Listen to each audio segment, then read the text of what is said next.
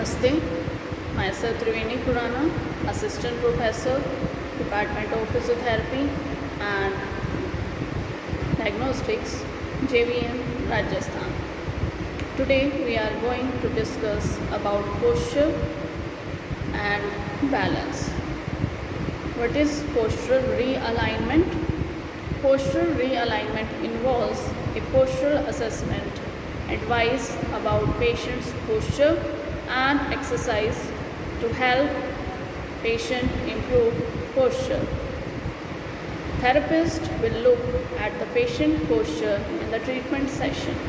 If it appears that postural problems are causing or adding to patient problem and pain, postural realignment will be included as a part of treatment.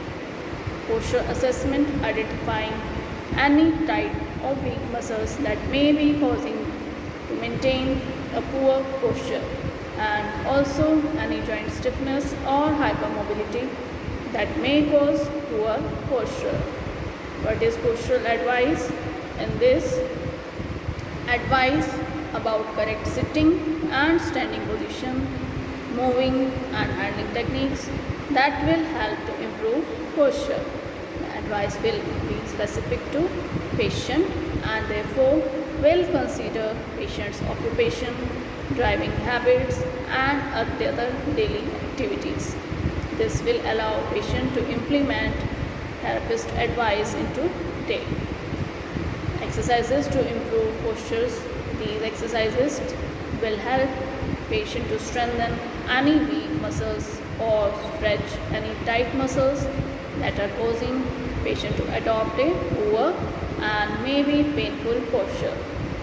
Exercises are also given to loosen stiff joints or provide more stability to those that are more mobile than they should be. Now, who will benefit from postural realignment? Anyone with a poor posture, muscle imbalance and pain will benefit from a full postural assessment and realignment. An optimum posture will help patient to be more functional and reduce patient's pain levels. There are different types of postural problems such as kypholordosis. What is kypholordosis? This is an exaggeration of normal curves in the lower and upper back, which can cause weak neck, stomach, buttock and hamstring muscles. Patient's hip and back muscles may be tight and it needs stretching. What is flat back?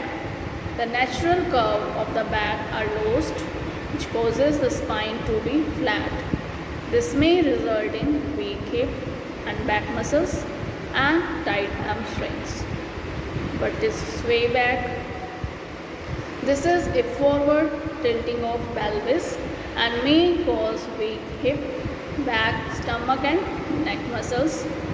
Hamstrings may also be tight in sway back. What is round shoulders? And this creates a hunched posture and causes upper back muscles to be stretched and weak and pectoral muscles to become tight. What is lordosis? It is an exaggerated inward curve of the spine which causing some muscles to become tight and some muscles to become weak depending on the location of the lordosis. What is kyphosis? It is an exaggeration of the outward curves in the spine which causes a muscle imbalance in the surrounding area. What is leg length discrepancy? This is a difference in the overall measurement between the two leg lengths. It is of two types, true leg length and apparent leg length. What is true leg length? It is a difference in the actual length due to a discrepancy in bone length. What is apparent leg length? It is due to soft tissue shortening around the pelvis, legs and ankle that makes the leg length appear different. What is scoliosis? It is a sideways curve of the spine that may be corrected by strengthening of the back muscles that support the spine. What is poking chin posture? This posture can result in neck pain and headaches due to muscle imbalance and stiffness around these areas. Now, what are the various benefits of postural realignment? Having a poor posture can cause a cycle of muscle imbalance and pain, which is difficult to stop without intervention. Poor posture will cause pain, and this pain will make it difficult to regain an optimum posture without therapy. Having postural alignment as part of treatment can produce many benefits, and these are reduction in pain, strengthening weak muscles, stretching overused muscles, loosening and strengthening stiff joints, improving general posture, and improving function. Now, what is the physiological basis of balance? The somatosensory system provides information about the relative location of the body parts. Proprioception, it reflects perception of the static position. Kinesthesia, it refers to the position during movements. Information arises from peripheral sources, and these are muscles, joint capsules, and other soft tissues. There are role of sensory receptors too. Sensory receptors information to the medulla and brainstem through the dorsal column medial laminectomy pathway, and this information will assist in coordinating eye, hand, neck movement to stabilize your visual system, in maintaining posture, muscle tone and stiffness in the muscle, and coordinated movement patterns. The next system other than somatosensory system involved in balance is the visual system through the retina, optic nerve, and thalamus, which provides information about the position of head relative to the environment and orients the head to maintain posture. The third system required for balance is the vestibular system. It provides information on orientation of head in space and on acceleration. Any movement, including weight shifts to adjust posture, stimulate the vestibular receptors, which reciprocate vestibular nerve, and signal goes to cerebellum, spinal cord for posture control. And balance requires the person to maintain a position to stabilize during voluntary activities, which needs trunk and head and neck control. To react the external perturbations, visual and auditory awareness along with cognitive skills is required. For effective and efficient coordination among multiple sensory, biomechanical and motor systems must. Now, what are the various causes of impaired balance? These are injury to or disease to eye, inner ear, peripheral receptor, or spinal cord direct. Head injury affecting the cerebellum, basal ganglia, and cerebrum.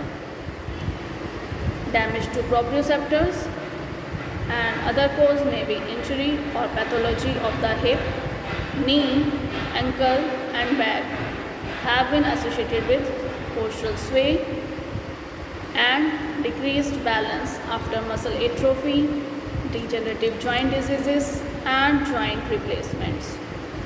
Other causes may be lesions of the cerebellum or basal ganglia as seen in Parkinson's disease, cerebellar tumors, or lesions produced by tumors, cerebrovascular accidents causing visual field loss, changing the spatial orientation and hence altering the balance. Other causes which impaired balance are age, which appears to affect all aspects of stability triad, which include somatosensory, visual and vestibular system, as 30% of the persons above 65 years old have experienced a fall and 15% repetitive fall. Other cause may be medication, which could cause dizziness, drowsiness or sense of weakness, mainly the antidepressants. Now, how can we evaluate balance? Balance is evaluated by subjective assessment, or we can say clinical assessment, and it may be assessed objectively by quantitative and instrumental method. First, we will be going to discuss subjective or clinical assessment of balance. It is assessed by some tests such as standard Romberg test, which is standing with eyes closed. If positive, then the loss of proprioception is. Next test is static balance test, which is on a firm and then on a firm surface. Next test is dynamic balance test, including figure of 8, hop test, walking with eyes closed. Now, what should be incorporated in objective or instrumental assessment? It is computer interfaced forced plate with or without visual feedback, which is going to study its steadiness. What is steadiness? Steadiness is the ability to keep the body as motionless as possible. Next, assessment is for symmetry. What is symmetry? Symmetry is the ability to distribute weight evenly between the two feet in an upright position. Next assessment in this is dynamic stability. What is dynamic stability? It is the ability to transfer the vertical projection of the center of gravity around a stationary supporting base, that is a measure of a person's perception of his safe limits of stability. Now we can treat this impaired balance by some activities. Remember the balance problems first. These are neuromuscular impairments, musculoskeletal impairments, sensory impairments, cognitive impairments. In treatment, use stable, hard, rigid and even surface, and then progress to uneven surface. Treatment should begin with weight shifts on a firm surface and then only gradually increase sway. As the patient improves, increase compliance of the support surface. Treatment should use balls, foam rollers and foam surfaces to provide uneven and unstable surface and to provide a variety of balance experience. Patients should train sitting balance, trunk stability and weight distribution on chair, table or therapeutic ball. Balance beam, lines drawn on the floor, balance boards and scales can also be used for balance training. Now what should be the dosage for the balance training? First is environment. Train the patient in the environment with the real situation he will encounter when leaving the therapy center. Next doses include the sequence. Progression from simple to complex involves change in mode, posture and movements. Next dosage should be in the form of feedback. By using external feedback, example mirrors which allow feedback about position.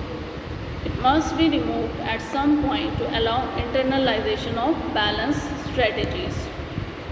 Now, there are some contraindications in balance training.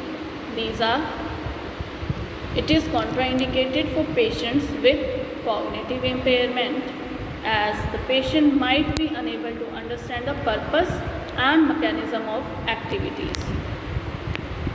During balance training, some guidelines should be followed by therapist and patient too. And these are safety measures, teaching the patient to recognize situation at risk, widen the base of support and gradually decreases it, and evaluate the home for potential hazards. Thank you.